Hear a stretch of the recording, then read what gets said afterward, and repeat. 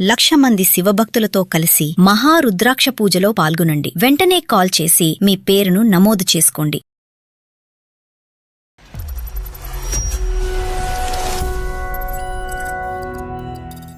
పాప పుట్టినప్పుడు మా ఆయన వచ్చారు, చూసి వెళ్ళిపోయారు హాస్పిటల్ నుంచి. ఆడపిల్లనయ్యుండి ఆడపిల్లని జన్మనించడం ఇంత దౌర్భాగ్యమా అని నేను ఫస్ట్ టైం నేను చూస్తున్నాను. ఇప్పుడు నేను మళ్ళీ 6 months కన్సీవ్ అయి ఉన్నాను.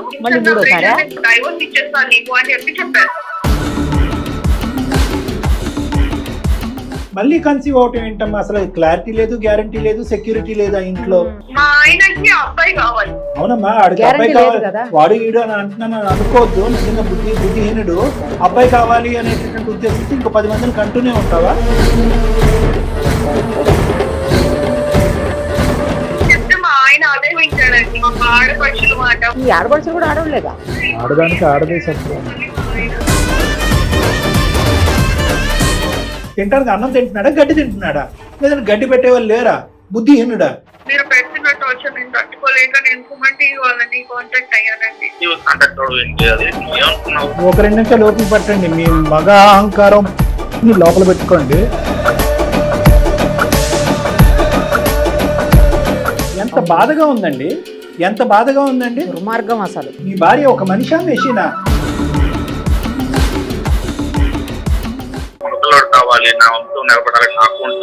ఇప్పుడు అవి కూడా జరుగుతున్నాయంటే హాంకాంగ్, సింగపూర్ లో అవి కూడా చేస్తున్నారంటే మీకు ఒక గర్భసంచి పెట్టి తర్వాత చీర, గాజులు ఇవన్నీ ఒక ఏర్పాటు చేస్తాం. కొత్త తరహాలో ఉంటది. మీ ఇంట్లో 2 ఆడపిల్లలు పెరుగుతున్నారు. ఒకరికి 8 సంవత్సరాలు, ఒక 5 సంవత్సరాలు. ఆ పిల్లలు ఈ సంభాషణ వింటే కనుక ఎందుకురా భగవంతుడా మేము ఈ భూ ప్రపంచంలో పుట్టామని చెప్పి బాధపడతారు. రేపొద్దున ఇంకో మగాడితో సచ్చినా కాపురం చేయరు, పెళ్లి చేసుకోరు, పిల్లలు అసలే కాదు.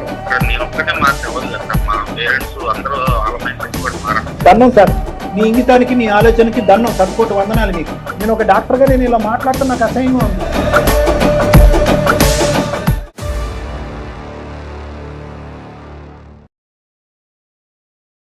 సుమన్ టీవీ అందమైన జీవితం కార్యక్రమానికి స్వాగతం. ప్రస్తుతం మనతో పాటు ఉన్నారు ప్రముఖ సైకియాట్రిస్ట్ డాక్టర్ కళ్యాణ్ చక్రవర్తి గారు. డాక్టర్ గారు నమస్తే అండి. నమస్తే మేడం. మనకు వచ్చినటువంటి మెయిల్ లోంచి పిక్ చేసింది సార్, ఇది స్నేహ అనే అమ్మాయి చేసింది మెయిల్.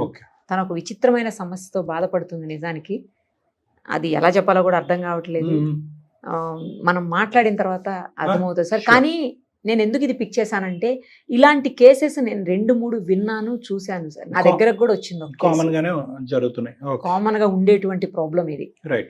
కానీ మనకు వినే వాళ్ళకి, చూసే వాళ్ళకి చిన్నది అనిపించవచ్చు, కానీ కాదు సార్, అది నిజంగా రియల్ ఉన్నటువంటి ప్రాబ్లమే. ఒకసారి తప్పకుండా మేడం.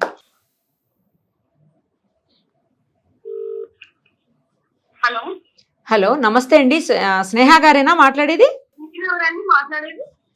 నేను నిరుపమ, సుమన్ టీవీ అందమైన జీవితం కార్యక్రమం నుంచి కాల్ చేస్తున్నానమ్మా. మీరు మాకు మెయిల్ చేశారు కదా. నమస్తే మేడం. నమస్తే అమ్మా. మీ హెల్త్ ఎలా ఉంది? ఓకేనా ఇప్పుడు? బాగాలేదు మేడం. రోజు ప్రెషర్, టెన్షన్ తో నాకు అసలు ఏం చేయాలి అర్థం కాకనే మీకు మెయిల్ పెట్టాను. సరే అమ్మా, మనతో పాటు డాక్టర్ కళ్యాణ్ చక్రవర్తి గారు కూడా ఉన్నారు. సార్తో మాట్లాడదాము. ఒకసారి మొత్తం ఏంటనేది ఎక్స్ప్లెయిన్ చేయండి. హలో స్నేహ. నమస్తే అండి. నమస్తే సార్, నాకు పెళ్ళయి 8 ఏళ్ళు అయిందండి. ఫస్ట్ పాప పుట్టింది. ఇప్పుడు ఆ పాపకి 7 ఏళ్ళండి. పాప పుట్టినప్పుడు మా ఆయన, మా అత్త, మామ, 4 పక్క జిల్లలు ఉన్నారు. మా ఆడపడుచులు నాకు వచ్చారు, చూసి వెళ్ళిపోయారు హాస్పిటల్ నుంచి. మా ఆయన కూడా వచ్చాడు, అదే రోజు చూసి వెళ్ళిపోయారు అంతే. మళ్ళీ రావడం గాని, నన్ను మా పాపని చూడటం గాని, మళ్ళీ కాల్ చేయడం గాని, మా అత్తయ్య మామ వాళ్ళైతే ఒక్కసారి కూడా నాకు కాల్ చేయలేదు. ఎలా ఉన్నావు, ఏంటి, పాప బాగుందా, అలా ఏమి లేదు. కానీ నీతో ప్రాబ్లమా, పాప పుట్టిందని ప్రాబ్లమా? పాప పుట్టిందని ప్రాబ్లం సార్. సో వాళ్ళకి అబ్బాయి కావాలి? అబ్బాయి కావాలి. ఓకే. అయిన తర్వాత మళ్ళీ మా నాన్న వాళ్ళు మా ఆయన చెప్పి నన్ను మళ్ళీ మా అత్తగారి ఇంటికి పంపించారు. సంవత్సరం తర్వాత నేను మళ్ళీ కన్సీవ్ అయ్యానండి. ఓకే. ఆడపిల్లని అయ్యండి ఆడపిల్లని జన్మనిచ్చడం ఇంత దౌర్భాగ్యమా అని నేను ఫస్ట్ టైం నేను చూస్తున్నాను. మళ్ళీ అమ్మాయి పుట్టింది. ఆగితే మా అత్తయ్య మామయ్య మా ఆడపడుచులు ఎవ్వరు రాలేదండి హాస్పిటల్ కి చూడడానికి. ఫస్ట్ సరిగా చేయనప్పుడు. రెండో పాప వయసు ఎంత ఇప్పుడు సుమారుగా? ఇప్పుడు 5 సంవత్సరాల అమ్మాయి. ఆ అమ్మాయి పుట్టిన తర్వాత ఇంకా మా ఆయన నాకు వద్దు, నేను ఇంకా ఉండలేను, నీతో డైవోర్స్ ఇచ్చేస్తాను నీకు అని చెప్పారు. అప్పుడే రెండో పాప పుట్టిన తర్వాత 8 నెలలు నేను మా అమ్మగారి ఇంట్లోనే ఉన్నానండి. రైట్. తీసుకెళ్ళడానికి రాలేదు. నేను కాల్ చేస్తుంటే మా అత్త మామ వాళ్ళు కాల్ కట్ చేయడం, మా ఆయన నాతో మాట్లాడకపోవడం, కాల్ కట్ చేయడం, మా ఆడపడుచులకి 4 రోజులో 10 సార్లు చేసినా కాల్ కట్ చేయడం, మాట్లాడకపోవడం, నాకు పలకరించకపోవడం. ఎవ్వరు మా ఆయన అయితే 1 సారి 2 సార్లు వచ్చి చూసాడండి. ఇంకా మళ్ళా పంచాయతీ పెట్టి మాట్లాడి ఈసారికి సర్ది చెప్పి అని చెప్పి మళ్ళీ పంపించారు నాకు మా అత్తగారికి. ఇప్పుడు ప్రెసెంట్ నేను వచ్చిన తర్వాత ఇప్పుడు నేను మళ్ళీ 6 months కన్సీవ్ అయి ఉన్నాను. కాకపోతే రోజుకి నా నేను మీకు మెయిల్ పెట్టానండి. నాకు అసలు ఏం చేయాలి, నాకు ఈ పరిస్థితిలో నేను కన్సీవ్ అయ్యా, నేను క్యారింగ్ ఉన్నా, నాకు హ్యాపీనెస్ లేదండి. మళ్ళీ కన్సీవ్ అవటం ఏంటమ్మా? అసలు క్లారిటీ లేదు, గ్యారంటీ లేదు, సెక్యూరిటీ లేదా ఇంట్లో. మళ్ళీ ఏమైతుందో తెలియదు. మళ్ళీ ఆడపిల్ల పుడితే పరిస్థితి ఏంటి పరిస్థితి? మా ఆయనకి అబ్బాయి కావాలి. అవునమ్మా, ఆడికి అబ్బాయి కావాలి. వాడు ఈడు అని అంటున్నాను అనుకోవద్దు. నిజంగా బుద్ధిహీనుడు. అబ్బాయి కావాలి అనేటటువంటి ఉద్దేశంతో ఇంకో 10 మందిని కంటూనే ఉంటావా? ఆ 10 మంది ఆడపిల్లల పరిస్థితి ఏంటి? అసలు ఆడపిల్లని చూస్తేనే చీడ పురుగులా చూసే వాళ్ళకి కళ్ళెదుగుంటూ ఇప్పుడు ఆ 2 ఆడపిల్లల భవిష్యత్తు ఏంటి? పుట్టబోయేటటువంటి చెప్తే మా ఆయన అదే వింటాడండి. ఆడపడుచుల మాట, మా అత్త మామ మాట, నా మాట అసలు వినిపించి. ఆడపడుచులు కూడా ఆడవాళ్ళేగా. ఇప్పుడు ఏం పెట్టాడంటే మళ్ళీ మా ఆయన ఈసారి కూడా అమ్మాయి పుడితే నేను డైవోర్స్ ఇచ్చేస్తా, నేను నా 3 ఆడపిల్లల్ని పెట్టుకుని ఏ రోడ్డు పైన నేను ఎక్కడ ఉన్నాను, నాకు అదంతా ఎట్లా నేను ఎవరికి చెప్పుకోలేక నాకు అన్ని సపోర్ట్ చేయలేకపోతుంది మా అమ్మ నాన్న వాళ్ళు. నేను ఏం చేయాలి అర్థం కాక నేను నీకు పేరు పెట్టుకున్నాను. అబ్సల్యూట్లీ అమ్మా. అసలు నిజంగా చాలా బాధాకరమైనటువంటి అంశం. ఇందాక నిర్మా మేడం అంటున్నారు ఈ రోజుల్లో కూడా ఉంటుందా అంటే కనుక ఇగో నువ్వు ఒక నిదర్శనం, రెగ్యులర్ గా మేము చూసేటటువంటి ఒక కేసెస్ ఒక నిదర్శనం.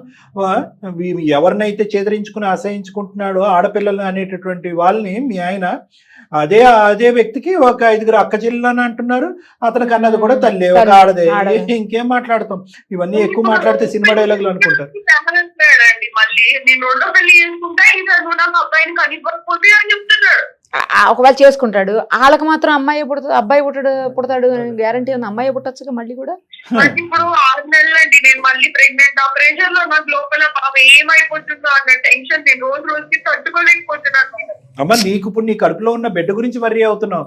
ఆ 2 నీకు ఆల్రెడీ నువ్వు కన్నటువంటి 2 ఆడపిల్లలకి 5 సంవత్సరాలు 7 సంవత్సరాల ఆడపిల్లల్ని వాళ్ళని ఎలాగ చీడపురుగుల్లా చూస్తాడేమో ఇతను. రానున్న రోజుల్లో వాళ్ళకి తిండి తెప్ప పెడతాడా, ఒక గూటు ఇస్తాడా లేదా, లేదంటే స్కూల్ ఫీజులు కడతాడా లేదా? ఏం మనుషులు, ఏం బ్రతుకులు ఇవి? పట్టుకునే వాళ్ళు కూడా కాదండి, అమ్మాయిలు అని చెప్పి ఎవరు చూసుకునే వాళ్ళు కాదు, పట్టుకునే వాళ్ళు కాదు. నేను ఒకదాన్ని వాళ్ళని చూసుకునేదాన్ని. రేపొద్దున ఎందుకు పుట్టారా అనేటటువంటి ఆలోచన ఆడపిల్లలకి వచ్చినా కూడా మనం ఆశ్చర్యపడక్కర్లేదు. నాకు అదే భయంగా ఉందండి. నా జీవితం, నా పిల్లల జీవితం ఏమైపోతుంది బాధతో నేను మీకు నీకైనా ఒక ఆలోచన బుద్ధి ఉండాలి కదమ్మా. అసలు ఈ ఆడపిల్లల్ని ఏ విధంగా ట్రీట్ చేస్తారు అనేటటువంటిది నీకు ఇప్పటికే అర్థం అవ్వాలి. 8 years పాటు ప్రయాణంలో పుట్టింటికంటే అత్తింటికంటే పుట్టింట్లోనే నువ్వు ఎక్కువ కాలాన్ని గడిపావు. ఒక ఆడదాన్ని చూస్తేనే ఒక చీడ పురుగులాగా చూసేటటువంటి వీళ్ళకి మళ్ళీ నువ్వు ప్రెగ్నెంట్ అయ్యి మళ్ళీ ఒక క్వశ్చనబుల్ సిచ్యువేషన్ నీకు పుట్టబోయే బిడ్డకి తీసుకొస్తే ఇంక నిన్నేమనాలమ్మా? ఎక్కడో చాటు దీనికి ఒక కామా ఫుల్ స్టాప్ ఉండాలి కదా. మగాడన్నా కనీసం అబ్బాయి పుడతాడేమో అన్న నమ్మకం ఏమో సరే ఆమెకి పాపం. మేడం ఇప్పుడు ఒకటి మేడం, సరే మీరు అన్నదే కరెక్ట్ మేడం, అబ్బాయినే కన్నది ఈ అమ్మాయి. ఇప్పుడు ఈ అబ్బాయినే చూస్తాడా 2 ఆడపిల్లల వైపు చూస్తాడా?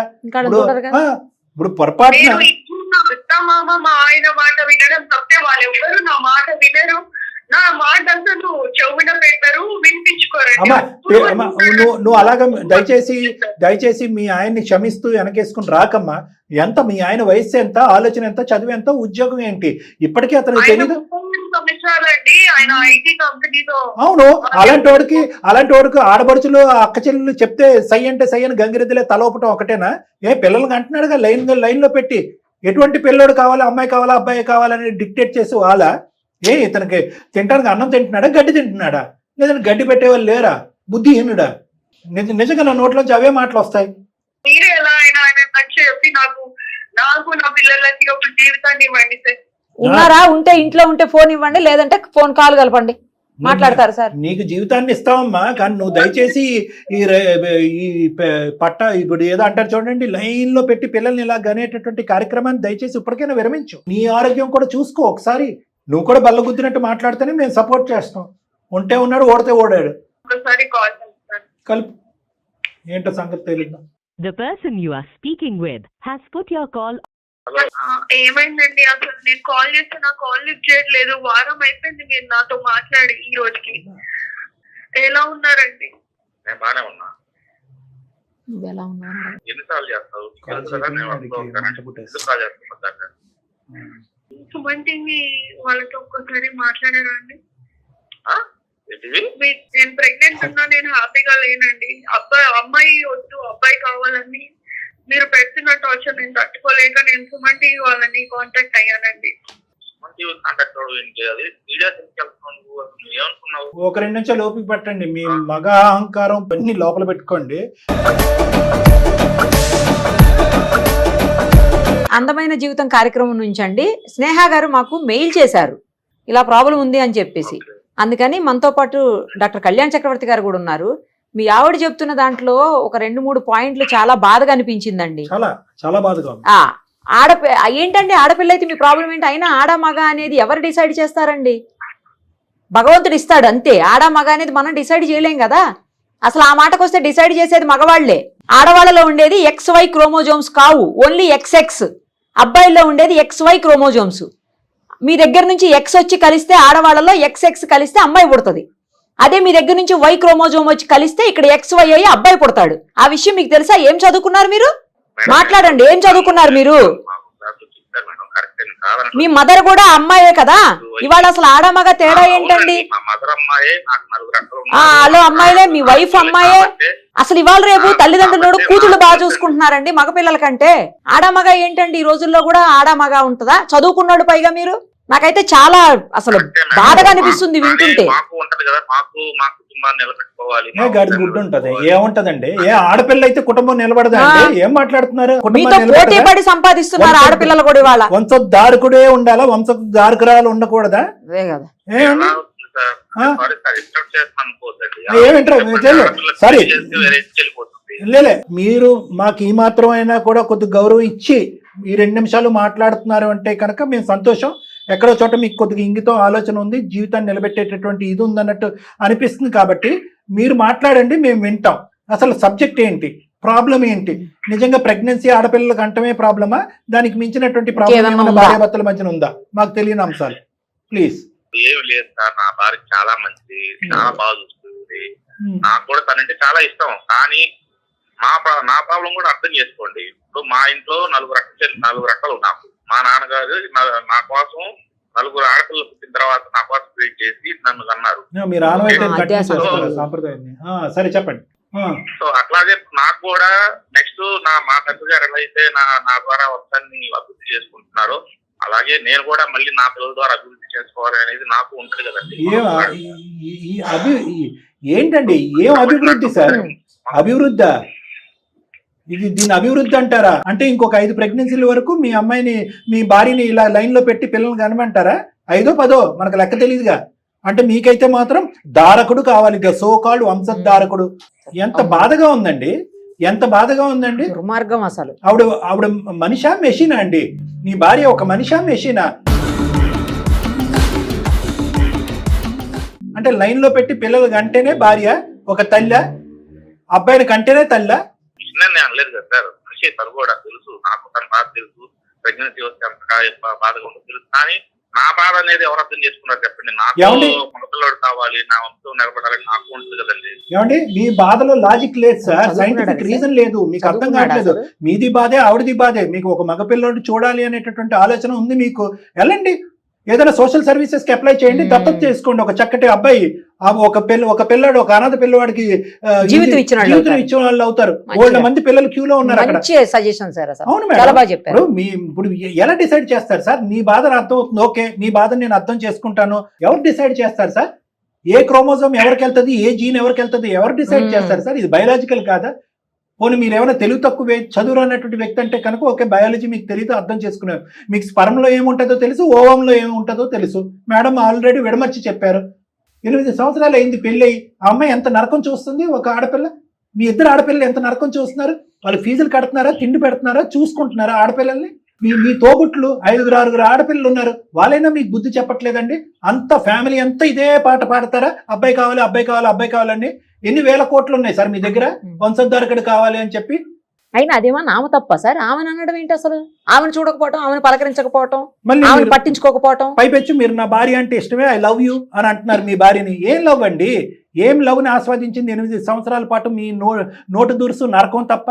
అందరూ రాక్షసుల్లాగా అమ్మాయిని పీక్కు తింటాం తప్ప ఏం చేశారండి 8 సంవత్సరాల పాటు?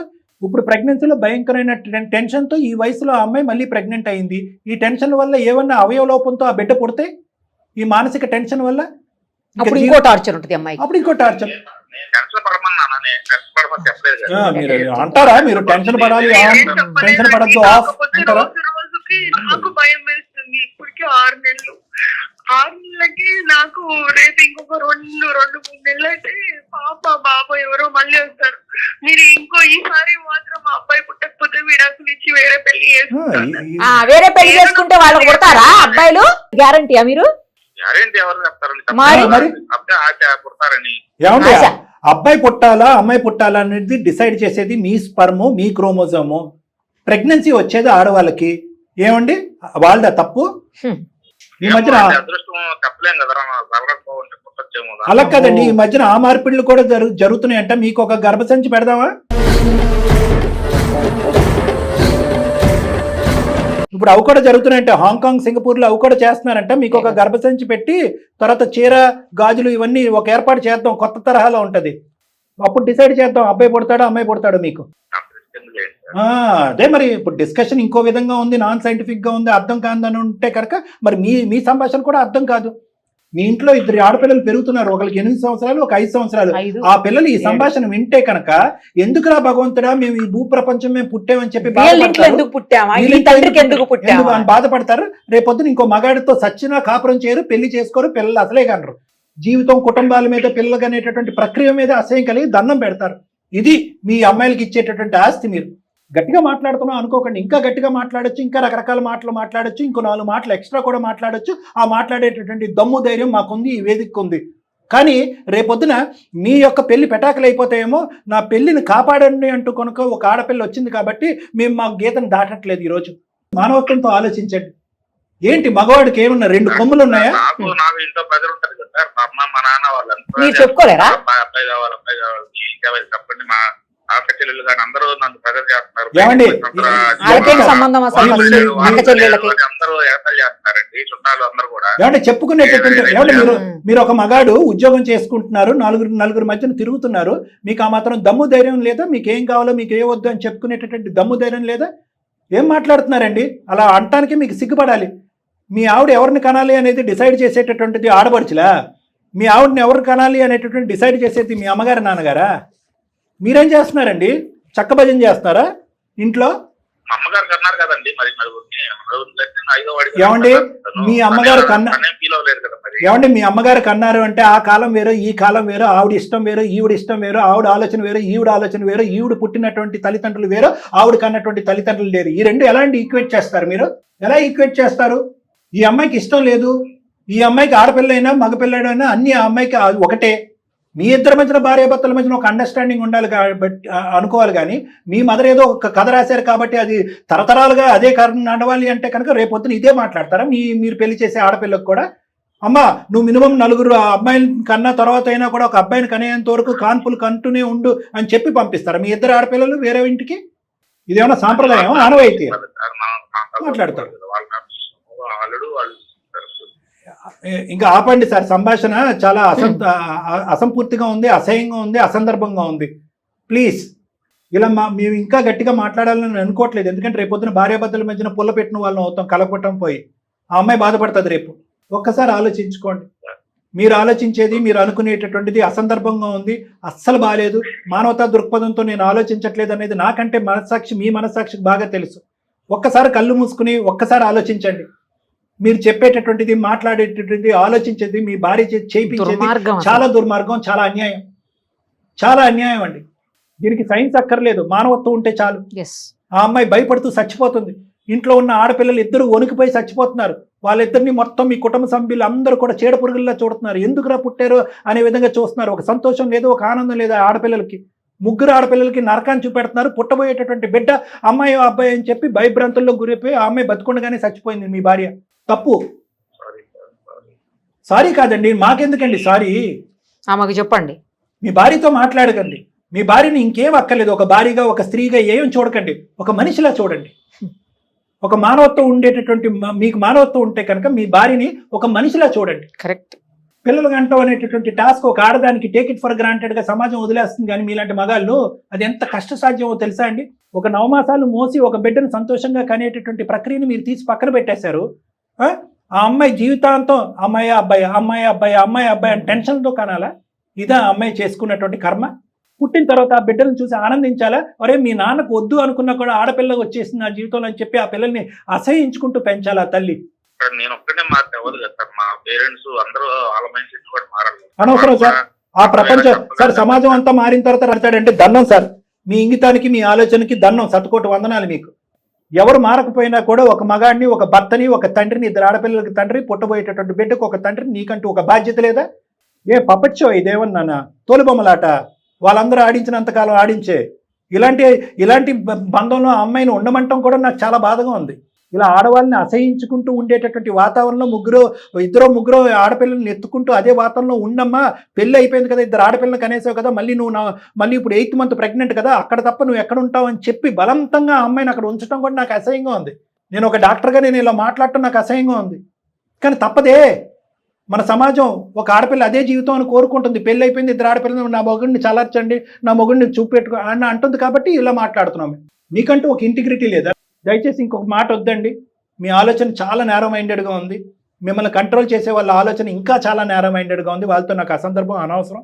నేను మీతో మాట్లాడుతున్నాను, మీకు ఒక అవగాహన కల్పిస్తున్నాను. నేను నిరుపమ మేడము, మీరు ఒక ఆలోచనతో ముందుకు రావాలి, మనసు పెద్ద చేసుకుని ముందుకు రావాలి, మానవతా దృక్పథంతో మాట్లాడాలి. ఈ అమ్మాయి గురించి మీరు కానీ వేరే వాళ్ళు ఎవరైనా కూడా అనవసరం, అసందర్భంగా మాట్లాడితే నోరు ముయ్యండి అని చెప్పేటటువంటి దమ్ము, ధైర్యం ఉండేటటువంటి మగాడిగా మీరు మారాలి. అర్థమైంది. కరెక్టే సార్, మీరు అమ్మదే అక్షరాలు అన్ని కరెక్టే చెప్పారు. కాకపోతే ఈ సమాజంలో నా చుట్టూ ఉన్న మనుషుల ప్రభావం వల్ల అనేది అలా ఫిక్స్ అయిపోయింది sir. I'm very very sorry sir. Thank you అండి, థ్యాంక్ యూ. రియలైజేషన్ వచ్చింది. చాలు. సరే, మా తరపున కూడా థ్యాంక్ యూ అండి. మీరు అర్థం చేసుకుని ముందుకు వచ్చారు. మీ భార్యకి ఏం చెప్పాలనుకుంటున్నారో ఒక 2 నిమిషాలు మాట్లాడండి, మాకు వినాలనుంది. హలో, రియల్లీ సారీ, ఏమనుకోకు. చాలా మోసంగా ఆలోచించాలనిపిస్తుంది నిజంగా ఇన్నాళ్ళు. నాకు మీరు మార్పు తెచ్చుకొని కనీసం ఈసారి మళ్ళీ అబ్బాయి కాకుండా అమ్మాయి పుడితే మీరు నాతో ఇంకా 2 అమ్మాయిలతో ఎలాంటి ప్రవర్తన చేయకుండా సమానంగా చూసి మమ్మల్ని బాగా చూస్తే చాలండి. నాతో పాటు నా పక్కన మారాలి, వాళ్ళు మారడానికి టైం పట్టచ్చు, చెప్పలేము. కానీ నువ్వు కూడా కొంచెం ఓపికగా ఓర్పుతోటి ఎవరైనా కూడా కొంచెం అడ్జస్ట్ అవ్వు. వాళ్ళు కూడా నిదానంగా మార్పు వస్తున్నాం, చూద్దాం. Thank you sir, thank you so much sir. Okay, మీరు మమ్మల్ని మూవ్ చేశారు. డాక్టర్ గారు, కేర్ ఆఫ్ యువర్ హెల్త్ అండి. ఫస్ట్ జాగ్రత్తగా ఉండండి. God bless you. God bless both of you. Take care. And your children. And your 2 lovely daughters. Nice sir. అసలు చాలా last లో నేను తనొక్కడే మారతాడేమో అనుకున్నా. చుట్టుపక్కల ఉన్న వాళ్ళు మారేదానికి కూడా టైం పడుతుంది. కొంచెం అర్థం చేసుకొని కోఆపరేట్ చెయ్యి. ఈ అమ్మాయిని కూడా కన్సోల్ చేస్తున్నాడు. బాగా అనిపించింది సార్. Very good.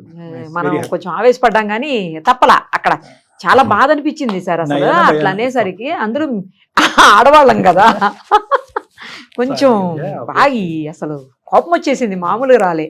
అతనికి ఏం లేదు మేడం, బాగా జనం అంతా కూడా కుటుంబం అంతా సమేతంగా బాగా బ్రెయిన్ వాష్ చేశారు అతను. అలాగే ఉంది, అలాగే అనిపిస్తుంది. కరెక్ట్, బాగా బ్రెయిన్ వాష్ చేశారు. మీ నాన్న అంతే కదా, 5వ కాన్పు అయితే అబ్బాయి వస్తాడు, 4వ కాన్పు అయితే అబ్బాయి వస్తాడు అంటే అందునుంచి అన్నాను, నిజంగా నీకు పిల్లలు అబ్బాయిలు కావాలంటే వెళ్ళి దత్తత చేసుకో. మరి అది కూడా మంచి తప్పే ఉంది. కరెక్ట్ సజెషన్ సార్ అసలు. Thank you thank you sir, thank you so much.